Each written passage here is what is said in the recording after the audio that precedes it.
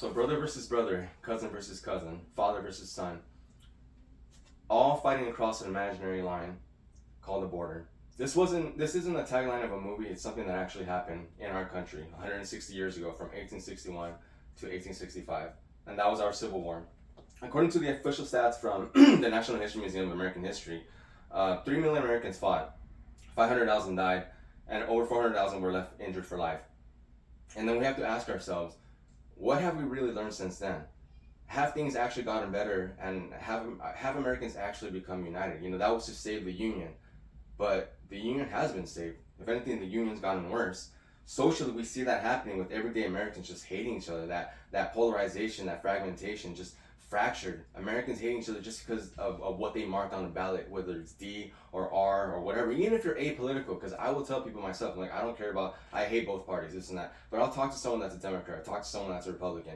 And then when I say I don't like either side, they get upset and they'll be like, no, you have to choose a side. I'm like, no, I don't, relax. And that's how you see it. It's just, even if you're not part of their political tribalism, you're still seen as like, there's still this animosity. And so according to this article called Nation Divided from 2024, 47% of Americans believe that a civil war is likely. And then when you get down to millennials and Gen Z, that number gets to 58%. So almost 60% of millennials and Gen Z, which are the next generations coming up, already believe that another civil war is likely. And for that reason, I believe for the betterment of relations from the Pacific Ocean to the Atlantic Ocean and this landmass that we live in is an amicable, peaceful national divorce where we can avoid all the destruction and the issues that came along with the Civil War. This article called Secession from 2026 says that a national divorce is possible with a vote by a supermajority of Congress and then a supermajority across the states and their own like national assemblies and senates, so their own congresses. 66% across the board could lead to a peaceful, amicable national divorce. So today I kind of want to go through 3 main points. The first one is the main problem in America is that we are definitely too polarized and we're reaching a critical point, a boiling point, a breaking point. The cause is social media and also, kind of unresolved issues from Reconstruction that still exist today. And the solution would be a national divorce in which the states kind of get together, no animosity, no hatred, no vitriol, just we all get together, talk. Because California is not the only place that has an independence movement. We have Cal Exit, but then you have Oregon, Washington, Idaho, and Montana that have their own Cascadia movement. You have Texas with their own Texas Republic movement. And then you have Florida and New York who also have their own independence movements kind of burgeoning over there. So this article called Fault Lines 2020 would say that aside from the number of ways that secession could happen, this definitely is possible because Americans kind of gravitate towards each other on cultural lines based on the region that we live in. So for my first going into my first main point about America being extremely polarized, which is true because Americans are just Americans view each other as enemies. It's not even so much like, oh, it's like back then, 40 years ago, it's like, oh, the Soviet Union were the enemies. You see like Rocky or Die Hard or whatever of those movies in the 80s. It's the Soviet Union that's the enemy. But now, Americans have an enemy where it's like they see a fellow citizen and that's their enemy. According to this article called The Great Divide in 2025, just going on political lines, 72% of Republicans and 63% of Democrats now view each other as morally devoid. So they view each other in a way where they see a person and just because they're a different political party, they say that person has no morals, that person has no heart, that person has no soul. And that's a very, very extreme problem because it's not just sort of like on a philosophical, moral, whatever level you want to say, ethical level, but just on an everyday, just physiological level. According to this article called Many Americans Don't See Their Political Rivals as People from 2022, just the name of the article itself. So they did a poll where they polled people based on their political affiliation from a scale of 0 to 100, 0 being an ape, like a gorilla, chimpanzee, to 100 being fully human. And they asked people like, do you view this other person as fully human on scale 0 to 100 or like an ape? And then so Democrats and Republicans both, most people that aren't politically affiliated will say, yeah, the other person, they're a human being, fully human being. Democrats and Republicans themselves actually place the person of the differing political party as 20 to 30 points under 100.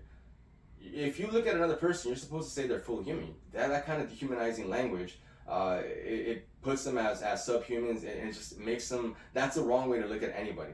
So the fact that that Democrats and Republicans both say that just looking at another person, and just because they voted on differently on a ballot, that they're no longer actually human. That is a problem.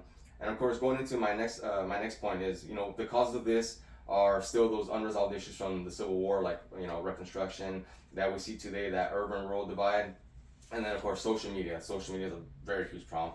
So according to an article called American Civil War Then and Now from 2015, Reconstruction kind of led to this skewing of resources that led to the development, of course, Reconstruction, both the urban and rural areas that we still see to this day. Because even though we don't have that Civil War that happened 160 years ago, we still see it now where rural areas aren't getting that kind of development that wealthy places, like you see Beverly Hills, you see Manhattan, they're getting all the money, whereas other places aren't. And so it leads to that lingering sense of resentment.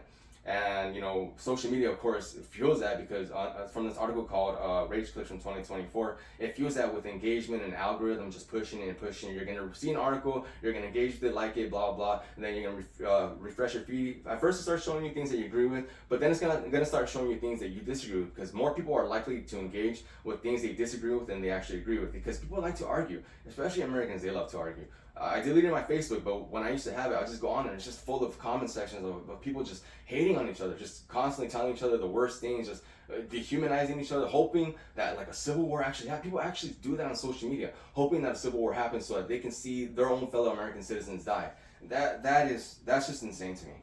That we have Americans just desiring and fantasizing about a situation in which they can see their own fellow citizen die just because they don't believe the same political thing that they do. That is insane to me. So that's why I believe, heading into my last point, that the solution is an amicable, peaceful national divorce, in which we all kind of get together and be like, yeah, this isn't working out. We're not a nation united. We are a nation divided. And to avoid the possibility of another, destructive, life-ending civil war happening, we should just have a peaceful, amicable national divorce. So according to this article called Secession in the U.S. Could It Happen from 2025, 20% of Americans already favor a national divorce. So that idea is already out there across the board. And then from an article called Could America Break Apart from 2025, Americans view themselves as more, not so much in the sense of like, oh, we're all Americans, but they view themselves in cultural lines. So Californians, are more in line with Californians. Texans are in line with Texans. It just is the way it is. We're not all Americans. We're more like, oh, I'm a Californian, they're a Texan. That's just kind of how we see things. So yeah, states could kind of join together. It's not just California that has that Cowixent movement. Cascadia has theirs over there in the Pacific Northwest. But I was reading this article called Texas Secession Movement Raises Eyebrows from 2024.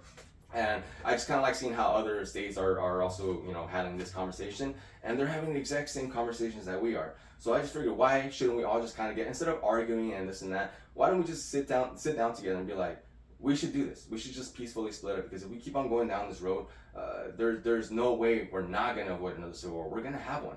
So it would just be best to kind of, talk to Texas, talk to Cascadia, talk to Florida, talk to New York, and just, let's kind of get that going. So yeah, so today I reviewed how the main problem in America is that we're too polarized. The cause, of course, is lingering conflicts and resentments from the Civil War and social media. And the solution would be a peaceful, amicable national divorce, in which you all kind of just get together and have this conversation, just peacefully split up. And of course, like I said, that wasn't a tagline from a movie. Brothers actually fought against each other, cousins fought against each other, fathers and sons fought against each other, and we should do our very best to avoid that from happening. So yeah, thank you.